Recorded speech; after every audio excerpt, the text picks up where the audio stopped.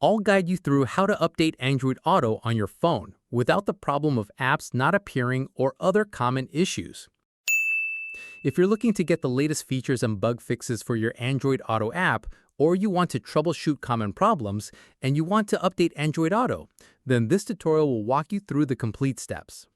If you're ready, subscribe to the 3 Minutes Fix channel and let's get started. Here is the complete process to update Android Auto. First, open the Play Store app on your phone. Tap the search bar and type Android Auto. From the search results, select the official Android Auto application.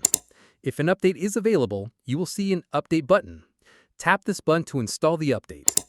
If you don't see an update button or are still having issues, you can try this more in-depth method. Go to your phone settings and find the Apps menu. Scroll down and select Android Auto from the list to open. On the app's info page, tap on Force Stop. Next, tap on Clear Cache and Clear Data. On some device models, you'll find these in the Storage section. Now go back to the app's info page and tap on App Details in Store to open the Google Play Store page. An update button should now be visible if one is available.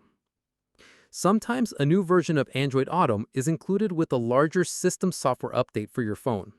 It's a good practice to go to your phone's main settings menu, find Software Update, and check for any available updates there as well. Here is an advanced troubleshooting technique to re-add your Google account. It's a more drastic step and should be used only if all other methods have failed. Go to your phone settings and find the Accounts menu. The name might vary depending on your phone model. It could also be called Users and Accounts or Accounts and Backup. Tap on your Google account and then select Remove Account. You may need to enter your phone's PIN or password to confirm. After the account is removed, restart your phone. Go back to the same Accounts menu, tap on Add Account, and follow the on-screen instructions to sign back in with your Google account. By following these steps, you have successfully updated Android Auto on your phone. If you found this tutorial useful, please consider giving it a like.